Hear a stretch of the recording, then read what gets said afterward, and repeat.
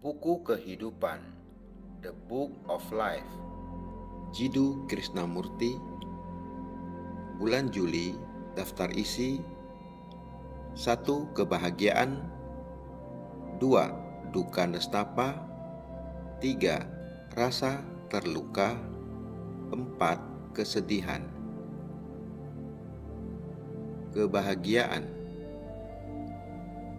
Kebahagiaan versus pemuasan. Apakah yang dicari oleh kebanyakan dari kita? Apakah yang diinginkan oleh masing-masing dari kita, terutama di dalam dunia yang resah ini, tempat setiap orang mencari sejenis kedamaian, sejenis kebahagiaan, suatu perlindungan? Tentulah penting untuk menemukan apa yang kita coba cari, apa yang kita coba temukan. Benar bukan? Mungkin kebanyakan dari kita mencoba mencari sejenis kebahagiaan, sejenis kedamaian di dunia yang penuh dengan gejolak, perang, perselisihan, pergulatan. Kita menginginkan perlindungan yang di situ terdapat sekelumit kedamaian. Saya rasa itulah yang diinginkan oleh kebanyakan dari kita. Jadi, kita mengejar, pergi dari suatu pemimpin kepada pemimpin lain, dari satu organisasi keagamaan ke organisasi keagamaan lain, dari satu guru kepada guru lain. Nah, apakah kita mencari kebahagiaan? Ataukah kita mencari sejenis pemuasan yang dari situ kita berharap memperoleh kebahagiaan? Ada perbedaan antara kebahagiaan dan pemuasan. Dapatkah Anda mencari kebahagiaan? Mungkin Anda dapat menemukan pemuasan, tapi Anda tak dapat menemukan kebahagiaan. Kebahagiaan bersifat derivatif. Ia adalah hasil samping dari suatu yang lain. Jadi, sebelum kita mengerahkan pikiran dan hati kita untuk sesuatu yang menuntut banyak kesungguhan, perhatian, pikiran, kita harus mengetahui apakah yang kita cari. Apakah itu kebahagiaan atau pemuasan? Benar bukan? 1 Juli, kebahagiaan. Kita perlu menyelam dalam untuk mengetahui sukacita. Sedikit sekali dari kita yang bisa menikmati sesuatu.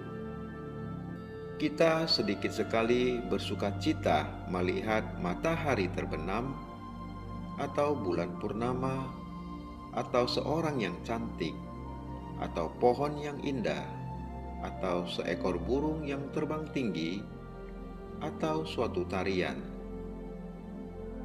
Kita tidak sungguh-sungguh menikmati apapun. Kita memandangnya, kita terhibur, atau berminat secara dangkal terhadapnya.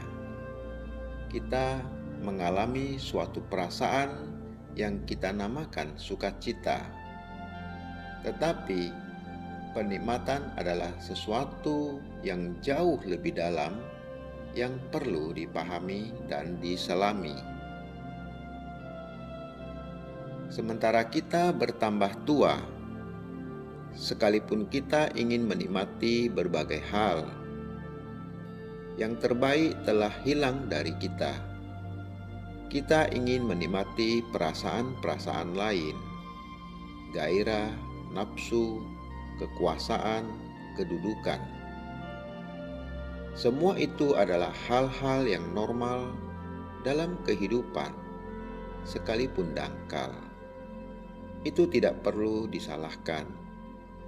tidak perlu dibenarkan, melainkan dipahami dan diberi tempat yang wajar. Jika Anda menyalahkannya sebagai hal yang tak berguna, sebagai sensasional, bodoh, dan tidak spiritual, Anda menghancurkan seluruh proses kehidupan. Untuk mengetahui sukacita, kita harus menyelam jauh lebih dalam. Sukacita bukan sekedar perasaan. Ia menuntut penghalusan batin yang luar biasa. Tetapi bukan penghalusan sang aku yang terus-menerus menimbun bagi dirinya. Sang aku seperti itu, orang seperti itu, tidak pernah dapat memahami keadaan sukacita yang di situ dia yang menikmati tidak ada. Kita perlu memahami hal yang luar biasa ini. Kalau tidak, hidup menjadi sangat kerdil, remeh, dangkal. Lahir, belajar sedikit, menderita, punya anak, memiliki tanggung jawab, mencari nafkah, menikmati hiburan intelektual sedikit, lalu mati. 2 Juli, kebahagiaan tidak bisa dikejar. Apa yang Anda maksud dengan kebahagiaan?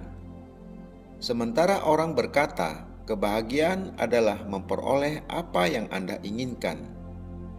Anda menginginkan sebuah mobil, Anda memperolehnya, dan Anda bahagia. Saya menginginkan sebuah pakaian. Saya ingin pergi ke Eropa, dan jika saya bisa, saya berbahagia. Saya ingin menjadi politisi terbesar, dan jika saya bisa, saya berbahagia. Jika saya tidak bisa mencapainya, saya tidak berbahagia. Jadi, yang Anda namakan kebahagiaan adalah memperoleh apa yang Anda inginkan, pencapaian atau kesuksesan, menjadi mulia, memperoleh apapun yang Anda inginkan. Selama Anda menginginkan sesuatu dan Anda bisa memperolehnya, Anda merasa berbahagia sempurna. Anda tidak mengalami frustasi. Tetapi jika Anda tidak memperoleh apa yang Anda inginkan, mulailah ketidakbahagiaan.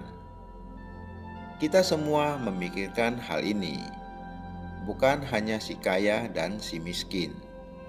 Si kaya dan si miskin semuanya ingin memperoleh sesuatu bagi diri sendiri, bagi keluarga, bagi masyarakat. Dan jika mereka terhalang, terhenti, mereka akan tidak berbahagia. Kita tidak mengatakan bahwa si miskin tidak boleh memperoleh apa yang mereka inginkan. Itu bukan masalahnya. Kita mencoba menemukan apa itu kebahagiaan dan apakah kebahagiaan itu sesuatu yang Anda sadari. Pada saat Anda sadar bahwa Anda berbahagia, bahwa Anda memiliki banyak, apakah itu kebahagiaan? Pada saat Anda sadar bahwa Anda berbahagia, itu bukan kebahagiaan, bukan? Jadi, Anda tidak bisa mencari kebahagiaan.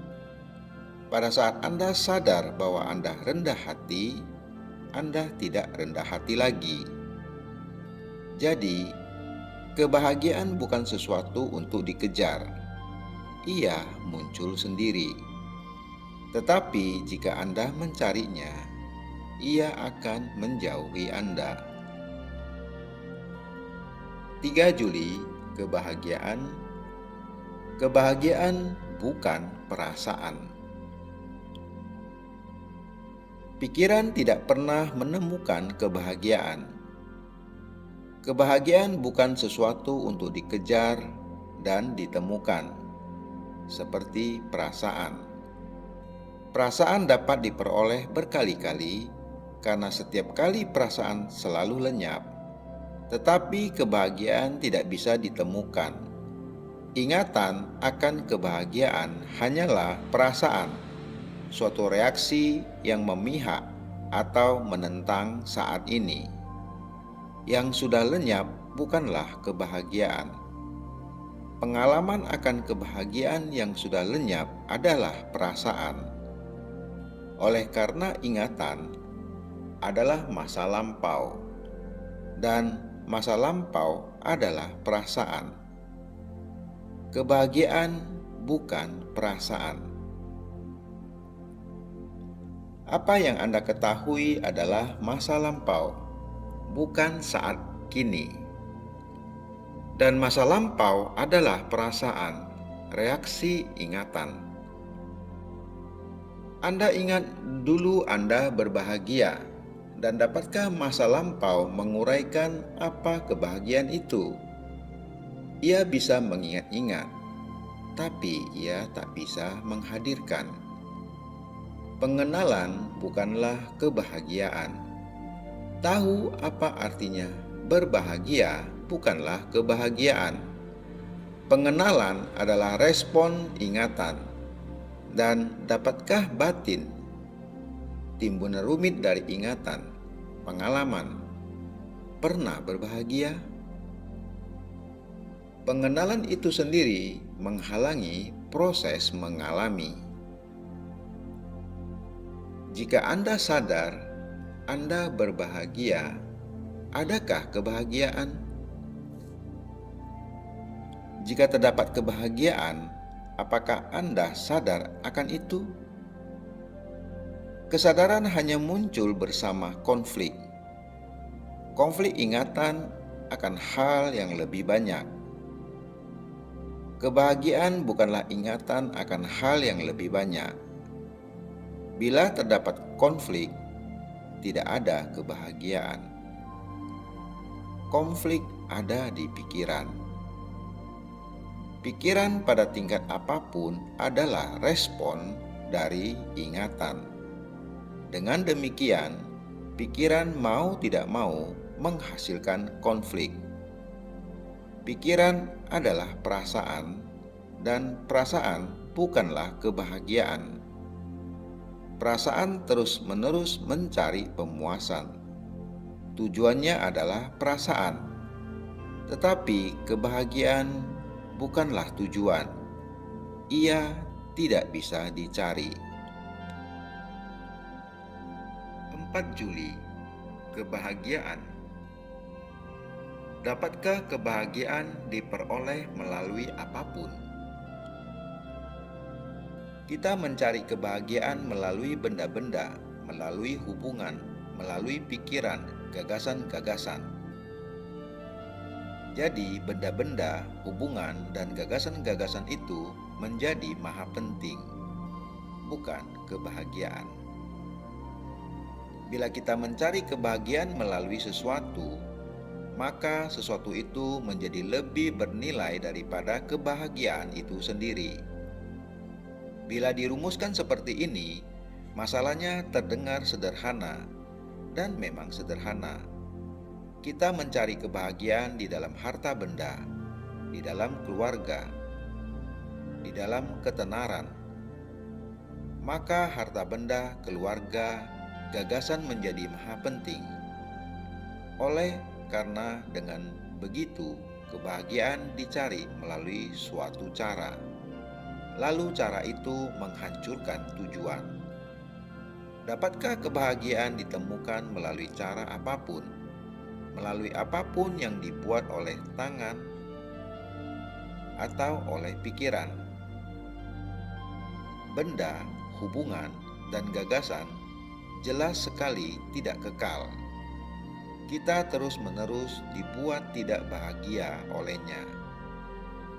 Benda-benda tidak kekal, mereka aus dan lenyap. Hubungan merupakan pergesekan terus-menerus dan kematian menunggu. Gagasan dan kepercayaan tidak mempunyai kemantapan atau keabadian. Kita mencari kebahagiaan di dalam hal-hal itu, namun tidak menyadari ketidakkekalannya. Maka kesedihan menjadi teman kita terus-menerus dan mengatasinya menjadi masalah kita. Untuk menemukan makna sejati dari kebahagiaan, kita harus menyelidiki sungai pengetahuan diri. Pengetahuan diri bukan tujuannya sendiri. Adakah sumber dari sebuah sungai? Setiap tetes air dari awal sampai akhir membentuk sungai itu. Membayangkan bahwa kita akan menemukan kebahagiaan pada sumbernya adalah keliru. Ia akan ditemukan ketika Anda berada di dalam sungai pengetahuan diri. 5 Juli, kebahagiaan. Kebahagiaan yang bukan dari pikiran. Kita mungkin bergerak dari satu penghalusan kepada penghalusan lain, dari satu kedalaman kepada kedalaman lain, dari satu penikmatan kepada penikmatan lain. Tetapi di pusat semua itu terdapat Sang Aku. Sang Aku yang menikmati, yang menginginkan lebih banyak kebahagiaan. Sang Aku yang menjelajah, yang mencari, mendambakan kebahagiaan. Sang Aku yang berjuang. Sang Aku yang makin lama makin halus, tetapi tidak pernah mau berakhir. Hanya apabila Sang Aku dalam segala bentuknya yang halus berakhir, maka terdapat keadaan nikmat yang tidak bisa dicari, suatu ekstasi, suatu sukacita sejati tanpa kesakitan, tanpa pengerusakan. Bila batin mengatasi pikiran tentang Sang Aku, tentang Dia yang mengalami, si pengamat, si pemikir, terdapat kemungkinan akan munculnya suatu kebahagiaan yang tidak pernah rusak. Kebahagiaan seperti itu tidak mungkin permanen, dalam arti yang biasa dikenakan terhadap kata itu. Tetapi batin kita mencari kebahagiaan yang kekal, sesuatu yang akan berlangsung terus, yang akan berlanjut. Keinginan akan kelangsungan itu sendiri adalah perusakan. Jika kita bisa memahami proses kehidupan tanpa menyalahkan, tanpa berkata itu benar atau salah, maka saya rasa ada suatu kebahagiaan kreatif yang bukan milikmu atau milikku. Kebahagiaan kreatif itu seperti sinar matahari. Jika Anda ingin memiliki sinar matahari untuk diri Anda sendiri, itu bukan lagi matahari yang cerah, hangat, dan memberi hidup. Demikian pula, jika Anda menginginkan kebahagiaan oleh karena Anda menderita, atau oleh karena Anda kehilangan seseorang, atau oleh karena Anda tidak sukses, maka itu sekedar suatu reaksi. Tetapi jika batin kita mengatasi hal-hal itu, maka terdapat kebahagiaan yang bukan dari pikiran. 6 Juli, duka nestapa. Memahami penderitaan. Mengapa kita bertanya, apa kebahagiaan itu? Apakah itu pendekatan yang tepat? Apakah itu penelusuran yang tepat? Kita tidak bahagia. Jika kita bahagia, dunia kita akan lain sama sekali. Peradaban kita, budaya kita akan lain secara radikal seluruhnya.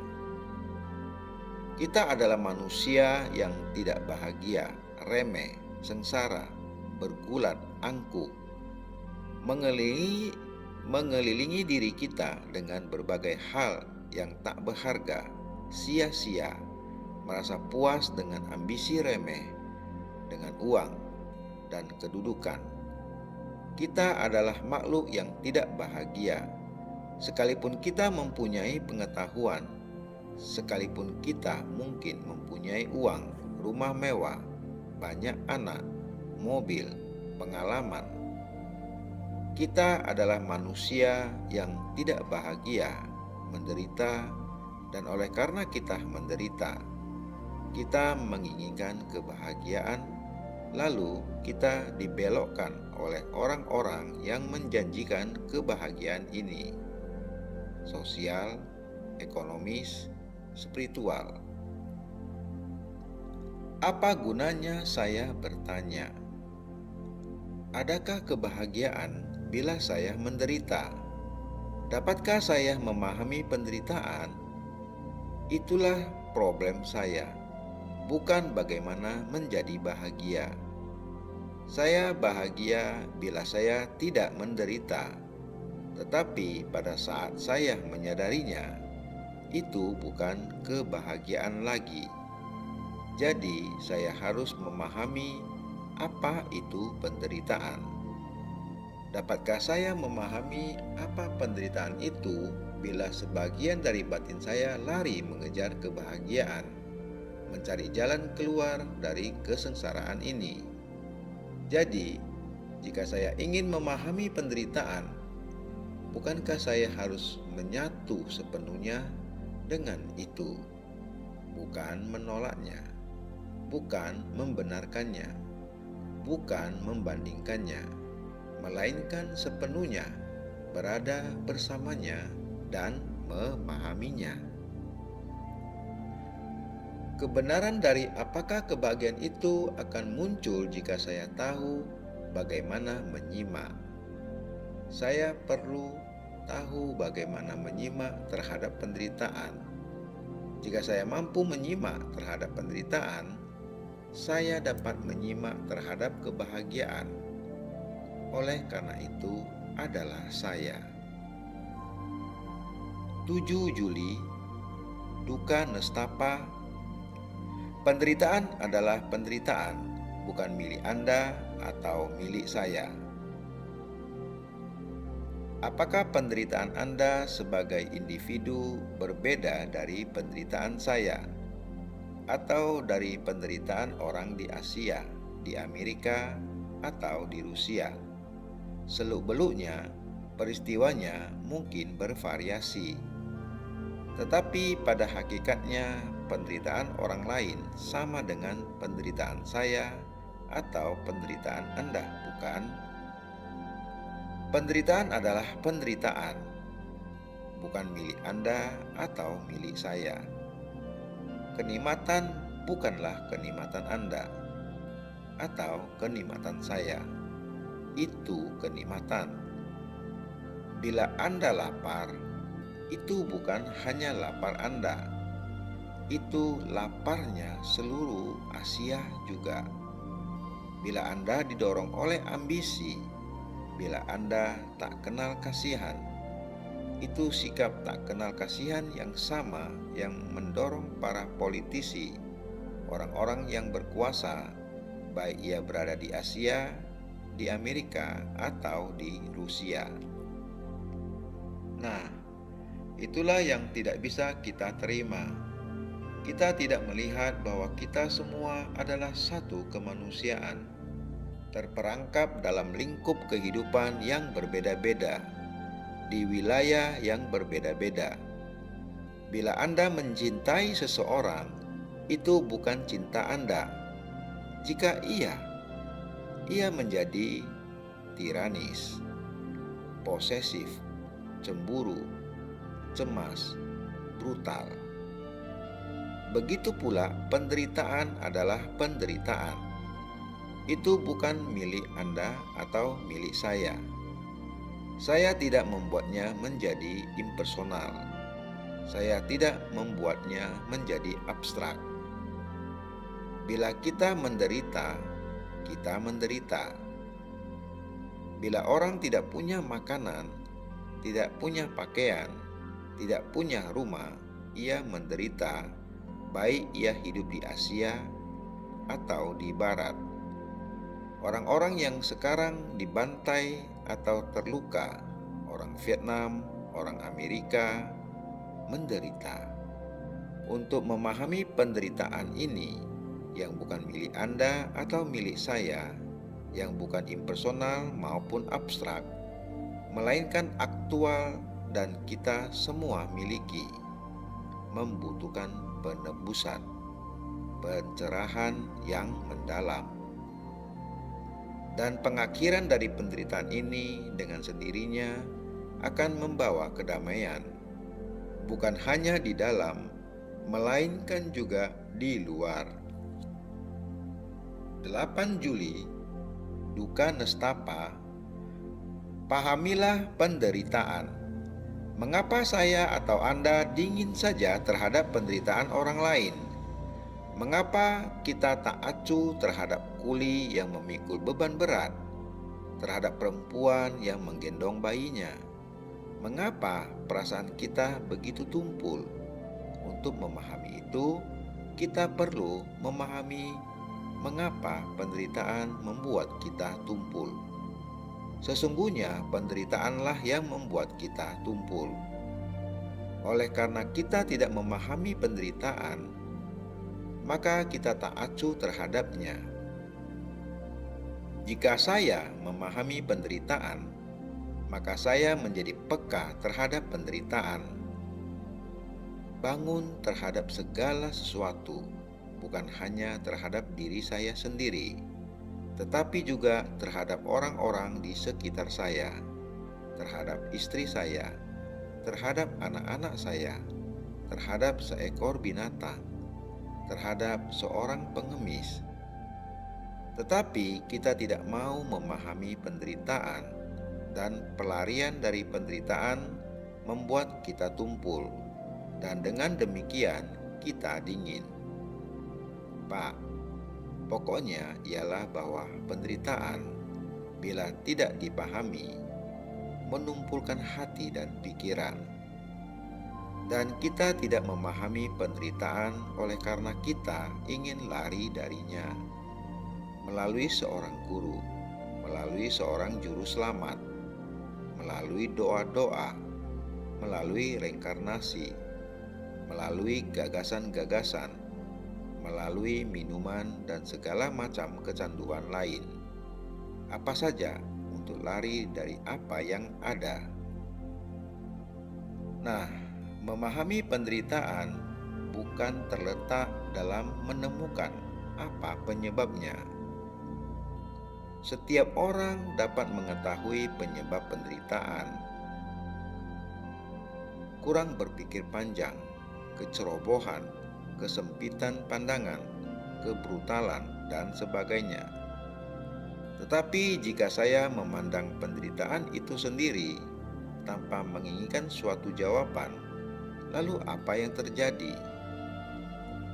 Lalu karena saya tidak melarikan diri, saya mulai memahami penderitaan. Batin saya waspada, mengamati, tajam, yang berarti saya menjadi peka, dan oleh karena peka, saya menyadari penderitaan orang lain. 9 Juli, duka nestapa.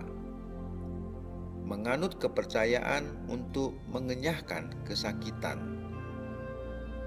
Kesakitan badan adalah tanggapan saraf, tetapi kesakitan psikologis muncul bila saya berpegang teguh pada hal-hal yang memberi saya kepuasan. Karena lalu saya takut akan orang atau apapun yang mungkin merenggut hal-hal itu dari saya. Penimbunan psikologis menghalangi kesakitan psikologis selama tidak terganggu. Jadi, saya adalah seonggok timbunan pengalaman yang mencegah gangguan serius apapun. Dan saya tidak mau terganggu. Dengan demikian, saya takut akan orang yang mengganggunya. Jadi, ketakutan saya berasal dari apa yang diketahui. Saya takut berkaitan dengan timbunan itu, baik lahiriah maupun psikologis, yang telah saya kumpulkan sebagai cara untuk mengenyahkan kesakitan atau mencegah kesedihan. Tetapi kesedihan itu ada di dalam proses penimbunan untuk mengenyahkan kesakitan psikologis itu sendiri. Pengetahuan juga membantu mencegah kesakitan, seperti pengetahuan medis membantu mencegah kesakitan badan. Begitu pula kepercayaan membantu mencegah kesakitan psikologis. Dan itu sebabnya mengapa saya takut kehilangan kepercayaan saya. Sekalipun saya tidak tahu betul atau tidak punya bukti konkret tentang realitas kepercayaan saya itu. Saya mungkin menolak beberapa kepercayaan tradisional yang telah dicekokkan kepada saya oleh karena pengalaman saya sendiri memberi saya kekuatan, keyakinan, pemahaman. Tetapi kepercayaan seperti itu dan pengetahuan yang saya peroleh pada dasarnya sama saja, suatu cara untuk mengenyahkan kesakitan. 10 Juli, duka nestapa. Pemahaman integral. Apa yang kita maksud dengan kesedihan? Apakah itu sesuatu yang terpisah dari Anda? Apakah itu sesuatu yang berlangsung di luar Anda, secara lahiriah maupun batiniah, yang Anda amati, yang Anda alami? Apakah Anda sekedar si pengamat yang mengalami? Atau apakah itu sesuatu yang lain? Jelas, ini pokok yang penting, bukan? Bila saya berkata, saya menderita, apa maksud saya? Apakah saya berbeda dari penderitaan itu? Jelas, itu masalahnya, bukan? Marilah kita selidiki. Ada duka nestapa. Saya tidak dicintai, anak saya meninggal, entah apa lagi. Ada satu bagian dari diri saya yang menuntut mengapa begitu, menuntut penjelasan, alasannya, sebab musababnya. Bagian diri saya yang lain menderita kepedihan karena berbagai sebab. Lalu ada bagian lain dari diri saya yang ingin bebas dari duka nestapa, yang ingin mengatasinya. Kita adalah semua itu, bukan? Jadi, jika satu bagian diri saya menolak, melawan kesedihan, bagian diri saya yang lain mencari penjelasan, terperangkap dalam teori-teori, dan bagian lain lagi diri saya melarikan diri dari faktanya. Bagaimana saya bisa memahaminya secara total? Hanya apabila saya mampu memahami secara integral. Terdapat kemungkinan pembebasan dari kesedihan. Tetapi jika saya mencabik-cabik ke segala arah, maka saya tidak melihat kebenarannya.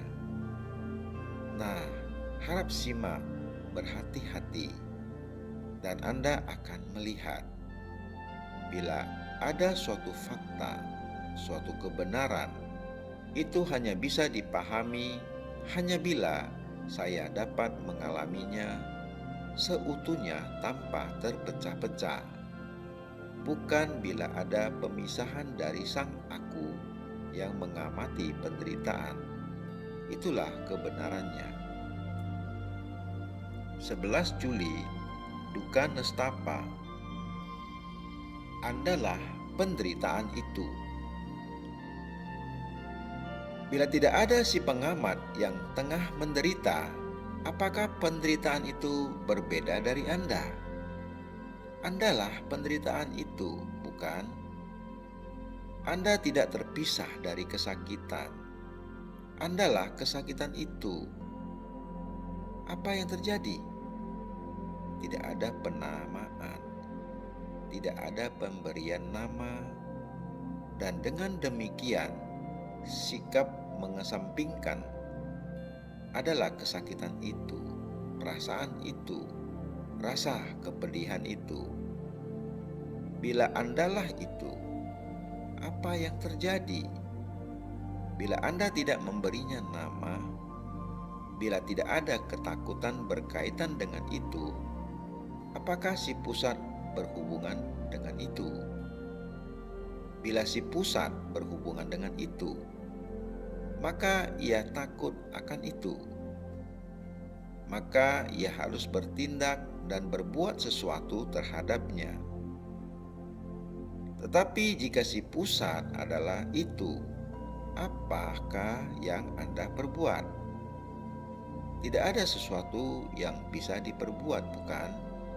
Jika Anda adalah itu dan Anda tidak menerimanya, tidak memberinya nama, tidak mengesampingkannya. Jika Anda adalah itu, apa yang terjadi? Apakah Anda lalu berkata, Anda menderita?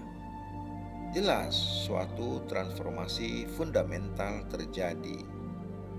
Maka tidak ada lagi saya menderita, karena tidak ada lagi pusat yang menderita. Dan si pusat menderita karena kita tidak pernah meneliti apa pusat itu.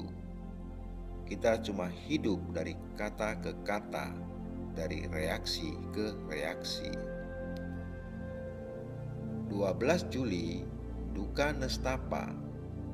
Apakah penderitaan perlu? Ada banyak macam komplikasi dan tingkat penderitaan. Kita semua tahu itu. Anda tahu betul. Dan kita membawa beban ini sepanjang hidup. Praktis mulai kita lahir sampai kita masuk liang kubur. Jika kita bilang itu tidak bisa dihindarkan, maka tidak ada jawaban. Jika Anda menerimanya, maka Anda berhenti menyelidikinya. Anda telah menutup pintu terhadap penyelidikan lebih lanjut. Jika Anda lari darinya, Anda juga menutup pintu. Anda mungkin lari kepada lawan jenis Anda, kepada minuman, hiburan, kepada berbagai bentuk kekuasaan, kedudukan, keterkenalan, dan lamunan pikiran yang sia-sia. Lalu pelarian Anda menjadi maha penting. Objek yang ke situ Anda lari menjadi luar biasa penting. Maka Anda juga menutup pintu terhadap kesedihan, dan itulah yang dilakukan oleh kebanyakan dari kita. Nah, dapatkah kita berhenti melarikan diri dalam bentuk apapun dan kembali kepada penderitaan? Itu berarti tidak mencari solusi bagi penderitaan. Ada penderitaan fisik, sakit gigi, sakit perut, operasi, kecelakaan, berbagai bentuk penderitaan fisik yang masing-masing mempunyai jawabannya. Ada juga kekhawatiran akan kesakitan di masa depan yang akan mengakibatkan penderitaan. Penderitaan berkaitan erat dengan ketakutan, dan tanpa memahami kedua faktor utama dalam kehidupan ini, kita tidak pernah paham apa artinya memiliki welas asih, mencinta. Jadi, batin yang ingin memahami apa itu welas asih, cinta, dan sebagainya, sesungguhnya haruslah memahami apa itu ketakutan dan apa itu kesedihan. 13 Juli, duka nestapa, kesedihan yang disadari dan tak disadari. Kesedihan adalah duka nestapa, ketidakpastian, perasaan kesepian sepenuhnya. Terdapat kesedihan karena kematian, kesedihan karena tidak mampu memenuhi diri, kesedihan karena tidak diakui, kesedihan karena mencinta dan tidak dibalas cintanya. Terdapat berbagai wujud kesedihan tak terhitung banyaknya, dan saya rasa tanpa memahami kesedihan, tidak mungkin berakhir konflik, kesengsaraan, beban sehari-hari dari perusakan dan kemerosotan. Terdapat kesedihan tersadari dan juga kesedihan tak tersadari. Kesedihan yang tampak tanpa dasar, tanpa sebab langsung. Kebanyakan dari kita tahu tentang kesedihan tersadari, dan kita juga tahu bagaimana menggarapnya. Entah kita lari darinya ke dalam kepercayaan religius, atau kita merasionalisasikannya, atau kita makan obat, baik obat intelektual maupun obat sebenarnya, atau kita menghibur diri dengan kata-kata, dengan hiburan, dengan pertunjukan dangkal. Kita semua melakukan ini, namun kita tetap tidak bisa lepas dari kesedihan tersadari. Lalu ada kesedihan tak tersadari yang kita warisi selama berabad-abad. Manusia selalu berupaya mengalahkan hal yang luar biasa ini, yang disebut kesedihan, duka nestapa, kesengsaraan. Tetapi bahkan ketika kita secara dangkal berbahagia dan memiliki segala sesuatu yang kita inginkan, jauh di lubuk bawah sadar kita masih terdapat akar-akar kesedihan. Jadi, bila kita berbicara tentang mengakhiri kesedihan, yang kita maksudkan adalah mengakhiri semua kesedihan, baik yang tersadari maupun tak tersadari. Untuk mengakhiri kesedihan, kita harus memiliki batin yang amat jernih, amat sederhana. Kesederhanaan bukanlah sekedar gagasan.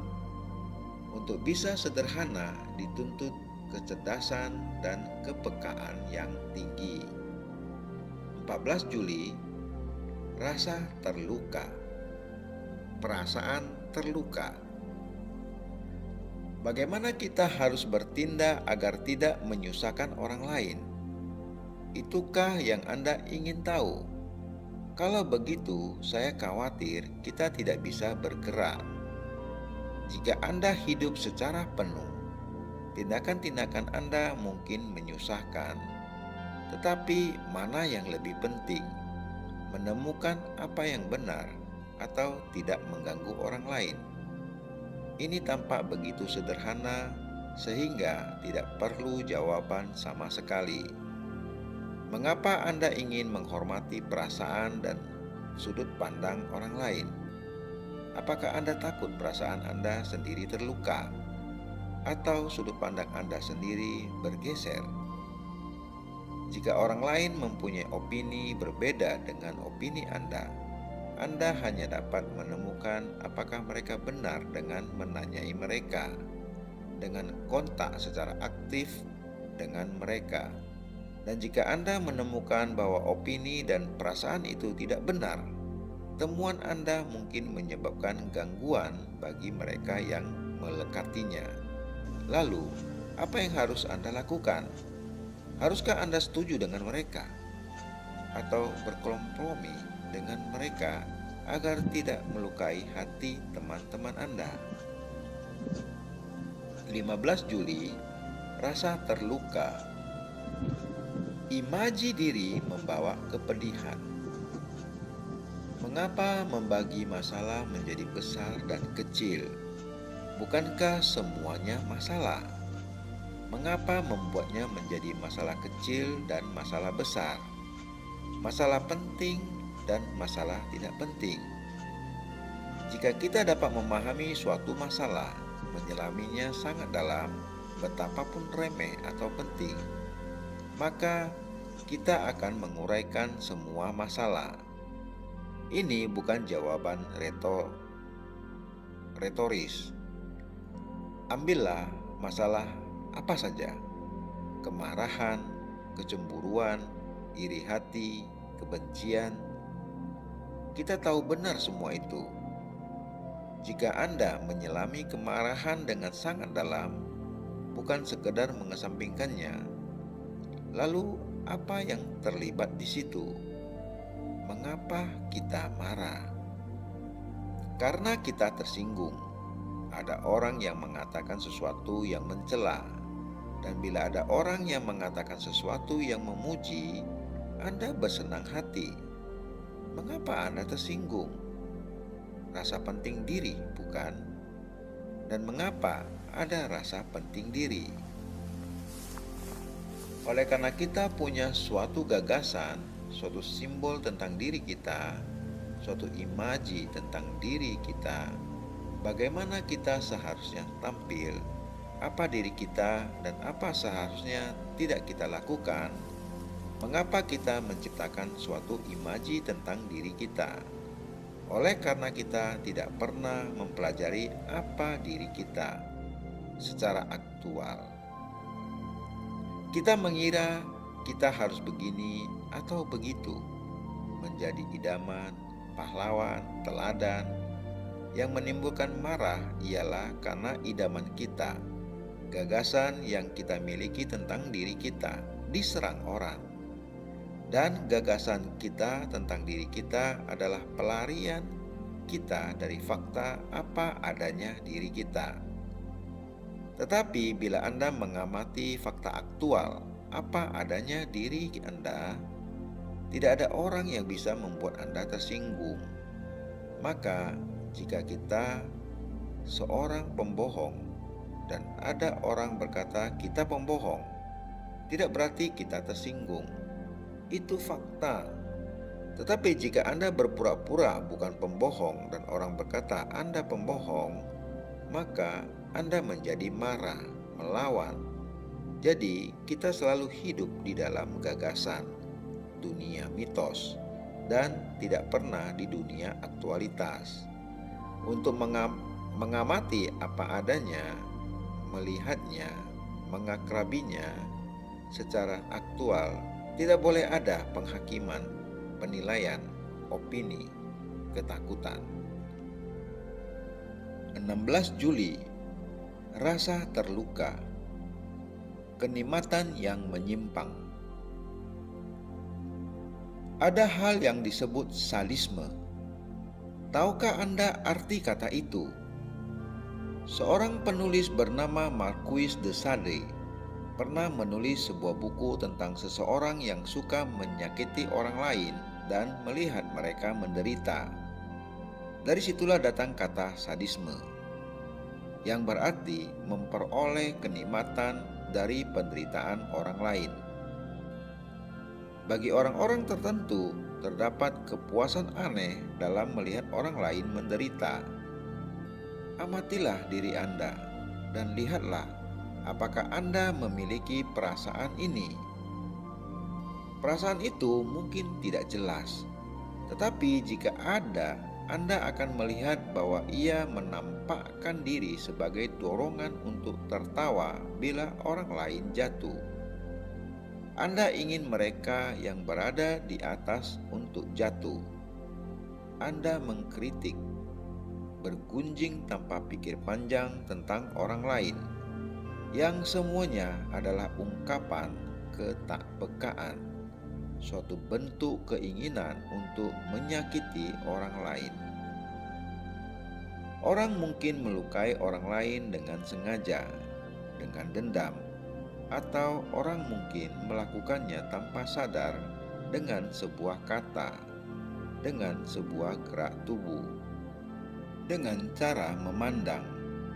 Tetapi dalam semuanya itu terdapat dorongan untuk melukai seseorang, dan hanya sedikit sekali orang secara radikal membuang bentuk kenikmatan yang menyimpang ini.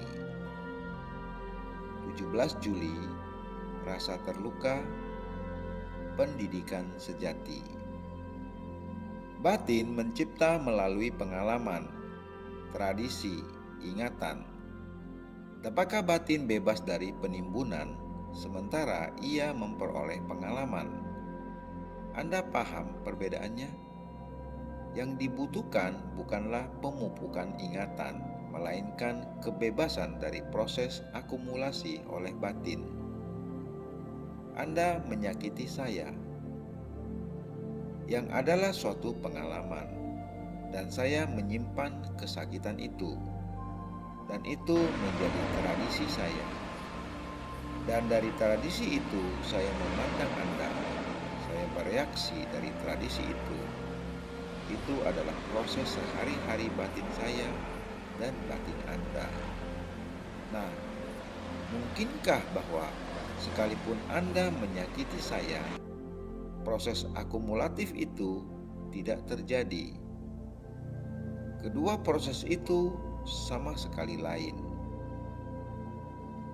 Jika Anda berbicara dengan keras kepada saya, itu menyakiti saya. Tetapi jika kesakitan itu tidak dipentingkan, ia tidak menjadi latar belakang yang dari situ saya bertindak. Jadi, mungkin bagi saya untuk bertemu dengan Anda secara baru.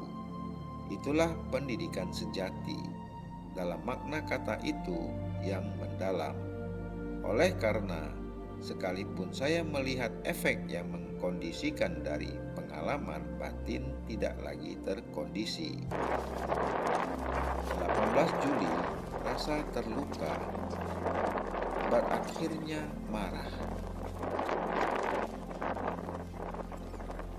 Saya yakin kita semua pernah mencoba meredakan marah, tetapi bagaimanapun juga tampaknya hal itu tidak berhasil melarutkannya.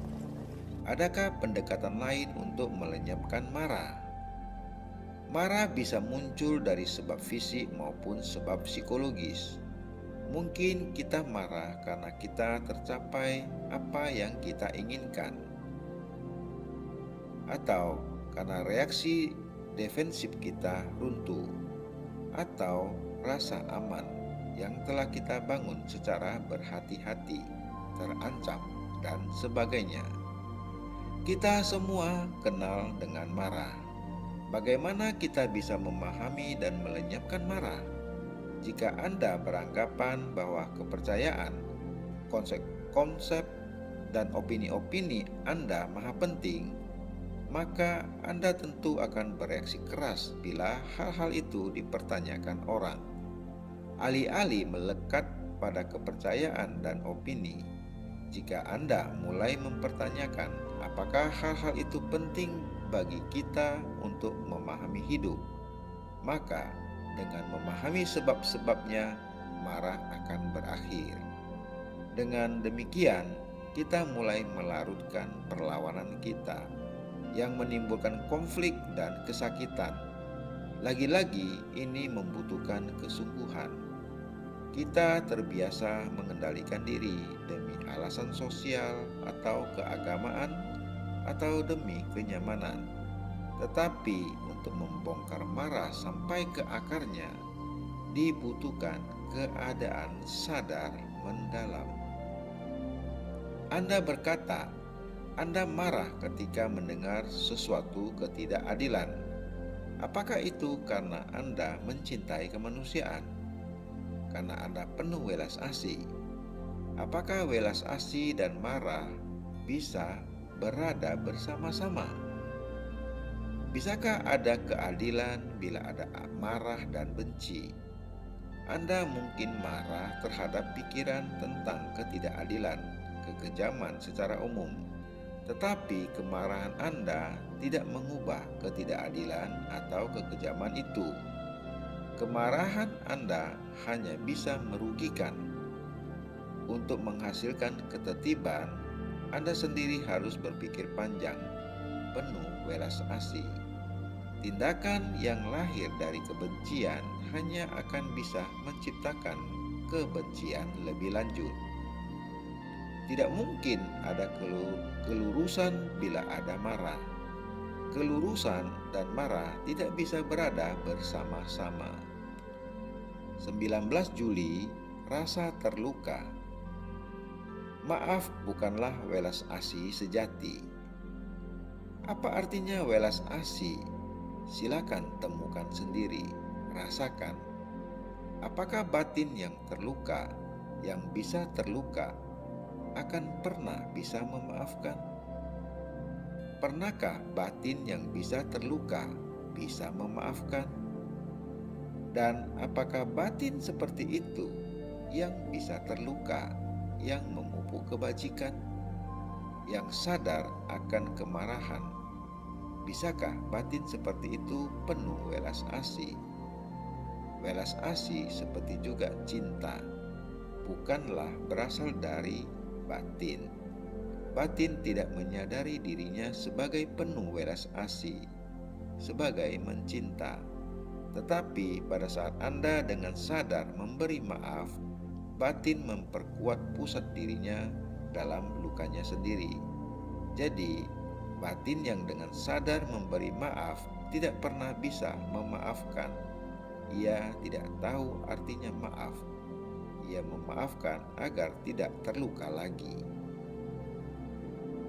Jadi amat penting untuk menemukan mengapa sesungguhnya batin mengingat, menyimpan. Oleh karena batin terus-menerus berupaya membesarkan dirinya, menjadi hebat, menjadi sesuatu yang penting. Bila batin mau untuk tidak menjadi apa-apa, menjadi bukan apa-apa, bukan apa-apa sama sekali, maka dalam keadaan itu terdapat welas asih. Dalam keadaan itu tidak ada pemaafan maupun keadaan terluka.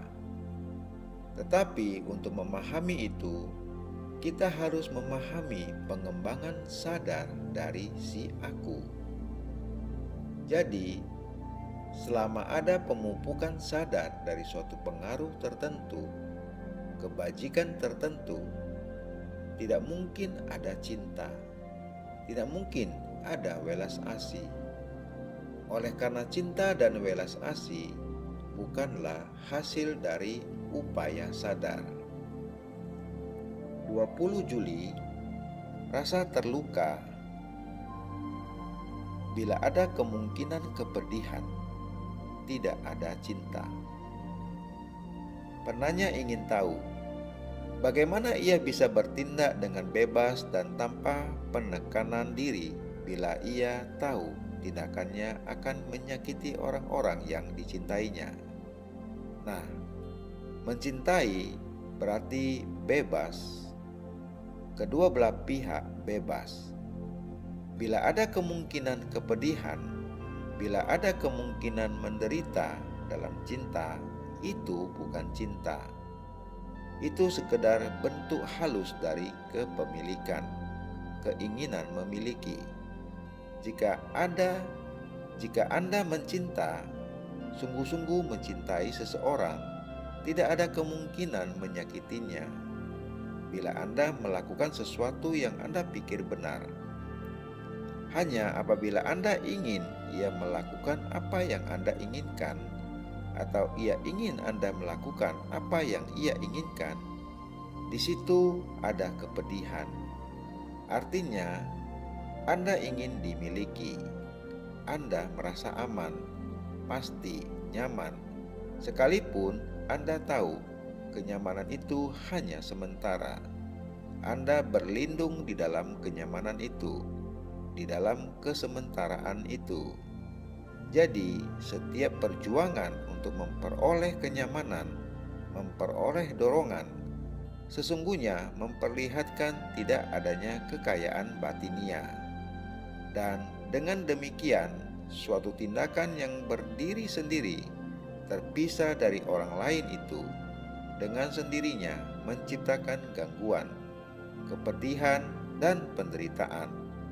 Dan orang yang satu harus menekan apa yang sungguh-sungguh dirasakannya, agar bisa menyesuaikan diri dengan orang yang lain. Dengan kata lain, penekanan yang terus-menerus ini yang dihasilkan oleh apa yang disebut cinta merusak kedua orang itu. Di dalam cinta seperti itu tidak ada kebebasan. Itu hanya sekedar keterikatan yang halus. 21 Juli. Kesedihan. Hakikat perangkap. Kesedihan adalah hasil suatu kejutan.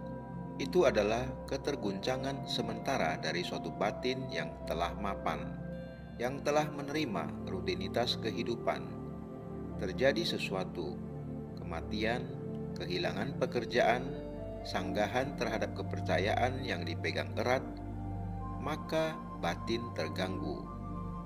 Tetapi apa yang dilakukan oleh batin yang terganggu? Ia mencari jalan agar tidak terganggu lagi. Ia mencari perlindungan di dalam kepercayaan lain, di dalam pekerjaan yang lebih terjamin, di dalam hubungan baru. Lagi-lagi gelombang kehidupan melanda dan memporak-porandakan pengaman-pengamannya. Tetapi batin mencari lagi pertahanan lebih jauh. Begitulah terus-menerus. Itu bukan cara yang cerdas, bukan? Tidak ada bentuk tekanan lahiriah maupun batiniah yang bisa menolong, bukan? Semua tekanan, betapapun halus, adalah hasil ketidaktahuan. Ia lahir dari keinginan untuk memperoleh ganjaran atau ketakutan akan hukuman. Memahami seluruh hakikat perangkap ini berarti bebas darinya. Tidak ada orang, sistem, atau kepercayaan apapun yang dapat membebaskan Anda. Kebenaran inilah satu-satunya faktor pembebas, tetapi Anda harus melihatnya sendiri dan bukan sekedar dipuju.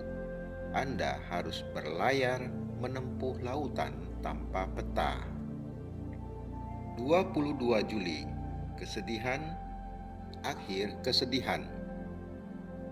Jika Anda berjalan sepanjang jalan itu, Anda akan melihat kemegahan alam, keindahan luar biasa dari ladang-ladang hijau dan langit yang terbentang. Dan Anda akan mendengar tawa anak-anak. Tetapi sekalipun demikian, ada suatu rasa kesedihan. Ada kesakitan dari perempuan yang melahirkan anak. Ada kesedihan dalam kematian. Ada kesedihan ketika Anda mengharapkan sesuatu dan itu tidak terjadi. Ada kesedihan ketika suatu bangsa runtuh, menjadi pudar. Ada kesedihan dari kerusakan, bukan hanya secara kolektif, tetapi juga secara individual. Ada kesedihan di dalam rumah Anda sendiri. Jika Anda memandang secara mendalam, kesedihan karena tidak mampu memenuhi, kesedihan dari keremehan dan ketakberdayaan Anda sendiri, dan berbagai kesedihan yang tak disadari. Ada juga tawa dalam kehidupan. Tawa adalah hal yang menyenangkan. Tertawa tanpa alasan, bersukacita dalam hati kita tanpa sebab, mencinta tanpa mengharapkan sesuatu sebagai balasan. Tapi tawa seperti itu jarang terjadi pada kita. Kita terbebani kesedihan. Kehidupan kita adalah proses kesengsaraan dan pergulatan, disintegrasi terus-menerus, dan kita hampir tidak pernah tahu apa artinya mencinta dengan seluruh diri kita. Kita ingin menemukan solusi, suatu cara, suatu metode untuk memecahkan beban kehidupan ini, dan dengan demikian kita tidak pernah secara aktual memandang kesedihan. Kita mencoba melarikan diri melalui mitos-mitos, melalui imaji-imaji, melalui spekulasi. Kita berharap menemukan suatu jalan untuk menghindari beban ini, untuk lolos dari gelombang kesedihan. Kesedihan mempunyai akhir, tetapi itu bukan terjadi melalui suatu sistem atau metode apapun. Tidak ada kesedihan bila ada persepsi akan apa adanya. 23 Juli, kesedihan. Menghadapi kesedihan. Bagaimana Anda menghadapi kesedihan? Saya khawatir kebanyakan dari kita menghadapinya secara dangkal. Pendidikan kita, pelatihan kita, pengetahuan kita, pengaruh-pengaruh masyarakat yang terhadapnya kita terekspos.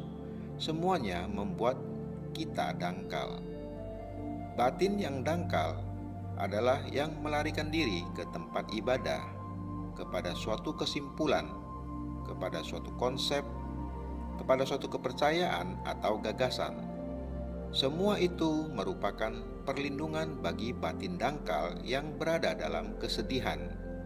Dan jika Anda tidak dapat menemukan suatu perlindungan, Anda membangun dinding di sekitar diri Anda, lalu menjadi sinis, keras, tak acuh, atau Anda melarikan diri melalui suatu reaksi neurotik yang sekenanya.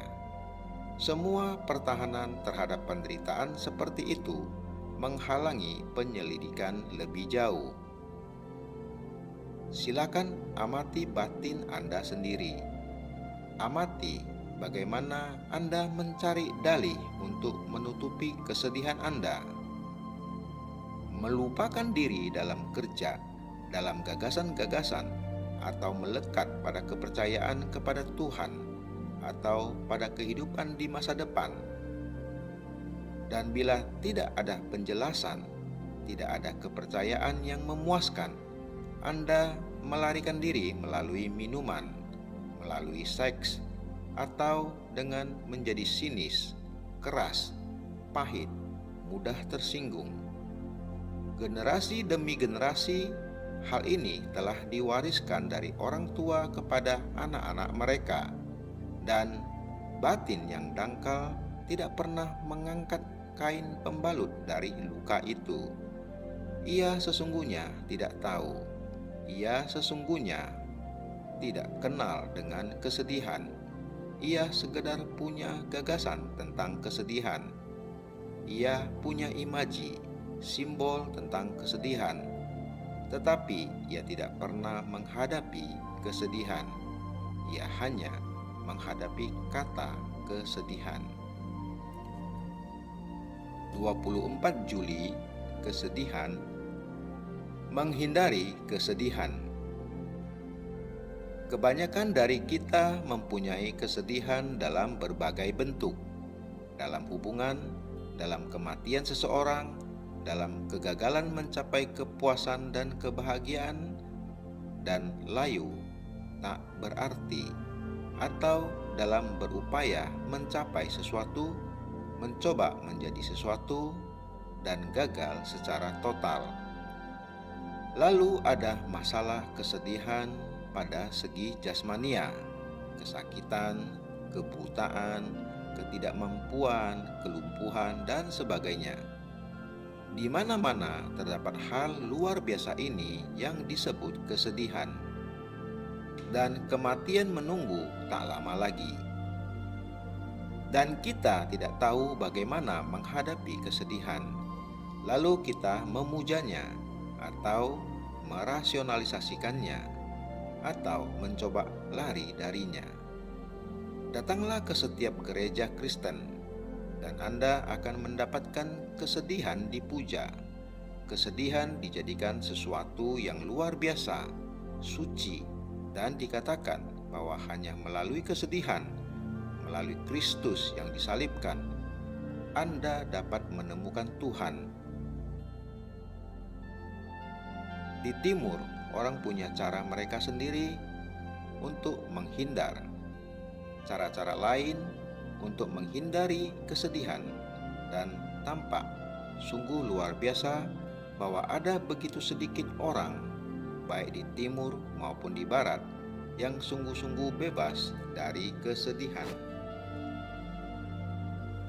Sungguh mengagumkan bila dalam proses Anda menyimak tanpa emosi, bukan secara sentimental, terhadap apa yang dikatakan ini, Anda dapat sungguh-sungguh memahami kesedihan dan bebas sama sekali darinya.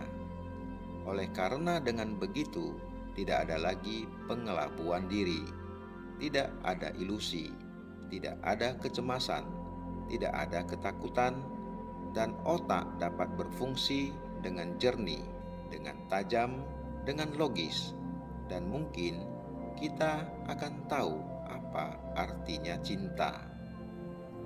25 Juli, kesedihan, ikuti gerak penderitaan. Apakah penderitaan itu? Apakah artinya? Apakah yang menderita? Bukan mengapa ada penderitaan, bukan apa sebab dari penderitaan, melainkan apa yang sesungguhnya terjadi. Saya tidak tahu apakah Anda melihat bedanya. Maka saya sekedar sadar akan penderitaan, bukan sebagai sesuatu yang terpisah dari saya, bukan sebagai pengamat yang mengamati penderitaan. Ia adalah bagian dari saya. Artinya, seluruh diri saya adalah penderitaan. Maka saya dapat mengikuti geraknya, melihat kemana ia membawa. Jelas, bila saya melakukan itu, ia membuka diri. Benar bukan? Lalu saya melihat bahwa saya telah memberi tekanan pada si aku, bukan kepada orang yang saya cintai. Orang itu hanya berperan menutupi saya dari kesengsaraan saya, dari kesepian saya, dari kemalangan saya. Karena saya bukan apa-apa, saya harap ia penting buat saya. Lalu ia pergi, saya ditinggalkan, bingung, kesepian. Tanpa dia, saya bukan apa-apa. Jadi, saya menangis. Bukan karena ia pergi, melainkan karena saya ditinggalkan. Saya sendirian. Ada banyak orang yang mau membantu saya melarikan diri. Ribuan orang yang katanya religius dengan kepercayaan dan dogma mereka, harapan dan fantasi mereka. Itu karma, itu kehendak Allah. Semua memberi saya jalan keluar. Tetapi jika saya dapat tetap berdiam bersama penderitaan itu dan tidak mengesampingkannya, tidak mencoba mengitarinya atau menyangkalnya, lalu apa yang terjadi?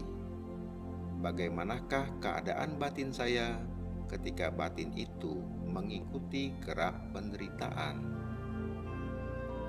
26 Juli, kesedihan, pemahaman spontan.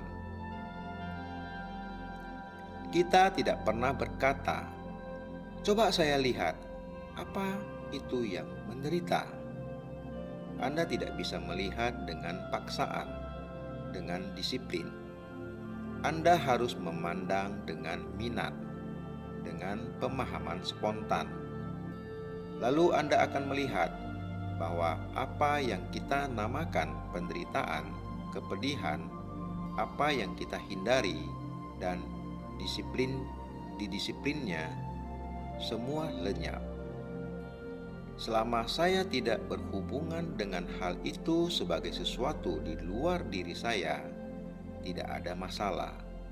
Begitu saya berhubungan dengan hal itu sebagai sesuatu di luar diri saya, ada masalah. Selama saya memperlakukan penderitaan sebagai sesuatu di luar, saya menderita karena saya kematian saudara saya, karena saya tidak punya uang, karena ini itu. Saya membentuk hubungan dengannya, dan hubungan itu fiktif.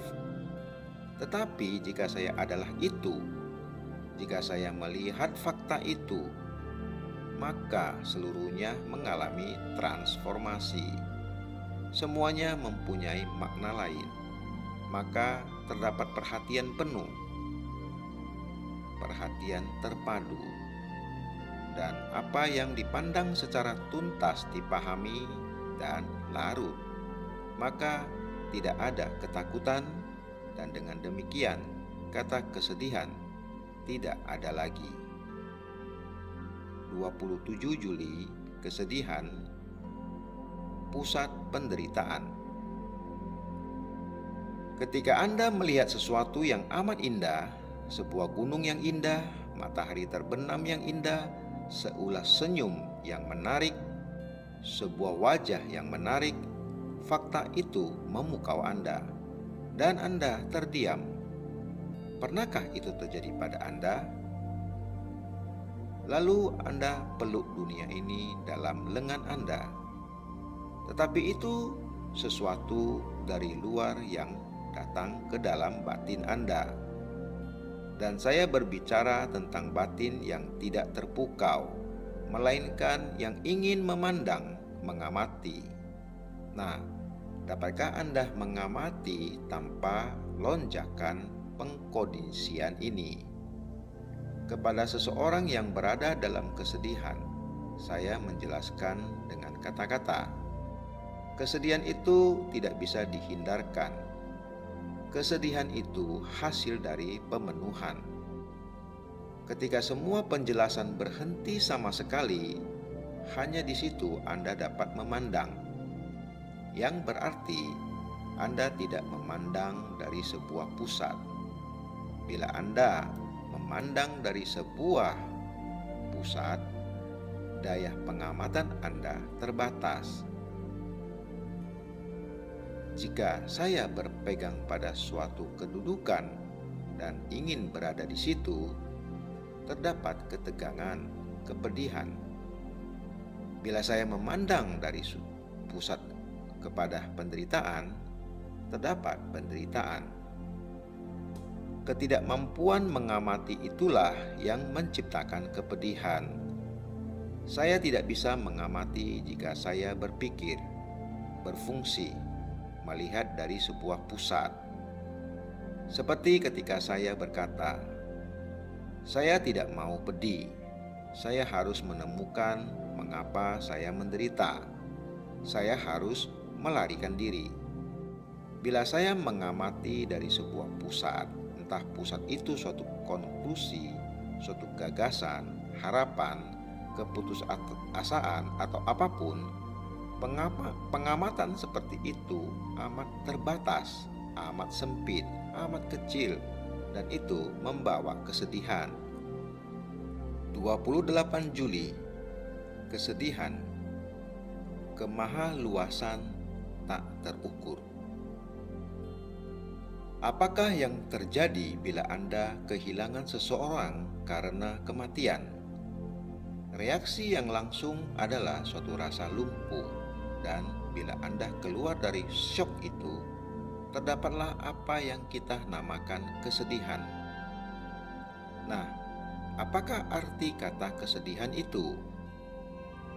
Berada bersama kata-kata yang membahagiakan, berjalan-jalan bersama. Banyak hal menyenangkan yang Anda lakukan dan Anda harapkan akan lakukan bersama.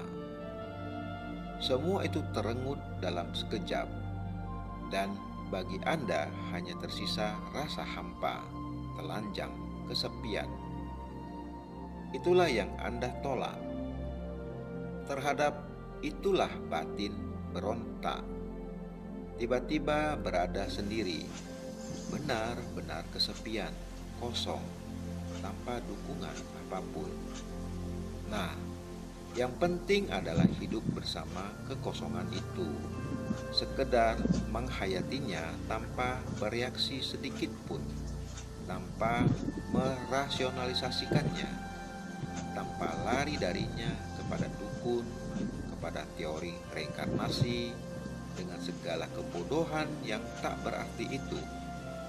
hidup bersamanya dengan keseluruhan keberadaan Anda. Dan jika Anda menyelaminya selangkah demi selangkah, Anda akan menemukan ada pengakhiran kesedihan. Pengakhiran yang nyata, bukan sekedar pengakhiran dalam kata-kata, bukan pengakhiran dangkal yang diperoleh melalui pelarian diri, melalui pengidentifikasian dengan suatu konsep atau komitmen kepada suatu gagasan. Maka Anda akan menemukan tidak ada apa-apa lagi yang perlu dilindungi, karena batin sama sekali kosong dan tidak lagi bereaksi dalam arti berupaya mengisi kekosongan itu. Dan bila semua kesedihan dengan cara demikian berakhir, Anda mulai melangkah pada suatu perjalanan lain, suatu perjalanan tanpa awal, tanpa akhir.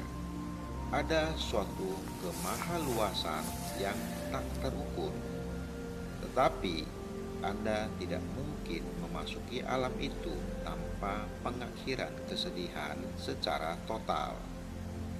29 Juli, kesedihan. Hiduplah bersama kesedihan. Kita semua mempunyai kesedihan. Tidakkah Anda mempunyai kesedihan dalam satu atau lain bentuk? Dan apakah Anda ingin tahu tentang itu? Jika ya, Anda dapat menganalisisnya dan menjelaskan mengapa Anda menderita. Anda dapat membaca buku-buku tentang itu atau pergi ke tempat ibadah, dan Anda akan segera tahu tentang kesedihan. Tetapi saya tidak bicara tentang itu. Saya bicara tentang pengakhiran kesedihan. Pengetahuan tidak mengakhiri kesedihan. Pengakhiran kesedihan mulai dengan menghadapi fakta-fakta psikologis dalam diri kita dan sadar sepenuhnya akan semua implikasi dari fakta-fakta itu dari saat ke saat. Itu berarti tidak pernah melarikan diri dari fakta bahwa kita berada dalam kesedihan, tidak pernah merasionalisasikannya, tidak pernah menawarkan opini tentang itu, melainkan hidup bersama fakta itu sepenuhnya. Begini, hidup bersama keindahan gunung-gunung itu tanpa menjadi terbiasa dengannya adalah sangat sulit. Anda telah memandang gunung-gunung itu, mendengar gemericik sungai itu, melihat bayang-bayang menjalar menyelusuri lembah itu hari demi hari, dan tidakkah Anda melihat betapa mudahnya Anda terbiasa dengan semua itu? Anda berkata, "Ya, itu sangat indah," dan Anda tak terpengaruh. Hidup bersama keindahan atau hidup bersama sesuatu yang buruk tanpa menjadi terbiasa padanya menuntut energi luar biasa. Suatu keadaan sadar yang tidak membiarkan batin Anda menjadi tumpul. Dengan cara yang sama, kesedihan menumpulkan batin jika Anda sekedar terbiasa dengan itu. Dan memang kebanyakan dari kita menjadi terbiasa, tetapi Anda tidak perlu menjadi terbiasa dengan kesedihan. Anda dapat hidup bersama kesedihan, memahaminya, menyelaminya, tetapi bukan untuk mengetahui tentangnya. Anda tahu ada kesedihan, itu suatu fakta, dan tidak ada lagi yang perlu diketahui. Anda harus hidup. 30 Juli, kesedihan. Menyatu dengan kesedihan. Kebanyakan dari kita tidak menyatu dengan apapun. Kita tidak langsung menyatu dengan sahabat-sahabat kita, dengan istri kita, dengan anak-anak kita. Jadi, untuk memahami kesedihan, jelas Anda harus mencintainya, bukan? Artinya, Anda harus menyatu langsung dengannya. Jika Anda ingin memahami sesuatu, tetangga Anda, istri Anda, atau hubungan apapun, jika Anda ingin memahami sesuatu sepenuhnya, Anda harus berada di dekatnya. Anda harus menemuinya tanpa keberatan, prasangka, pengutukan, atau penolakan apapun. Anda harus memandangnya, bukan? Jika saya ingin memahami Anda, saya tidak boleh mempunyai prasangka apapun terhadap Anda. Saya harus mampu memandang Anda, bukan melalui penghalang atau tabir-tabir dari prasangka dan keterkondisian saya. Saya harus menyatu dengan Anda, yang berarti saya harus mencintai Anda. Begitu pula jika saya ingin memahami kesedihan, saya harus mencintainya. Saya harus menyatu dengannya. Saya tidak bisa melakukannya oleh karena saya melarikan diri darinya melalui penjelasan-penjelasan, melalui teori-teori, melalui harapan-harapan, melalui penundaan-penundaan, yang semuanya adalah proses pemahaman dengan kata-kata. Jadi, kata-kata menghalangi saya untuk menyatu dengan kesedihan. Kata-kata, penjelasan, rasionalisasi yang tidak lain dari kata-kata, yang adalah proses pikiran, menghalangi saya dari menyatu langsung dengan kesedihan. Hanya jika saya menyatu dengan kesedihan, saya akan memahaminya. 31 Juli, Perenungan. Terima kasih, selalu terberkati.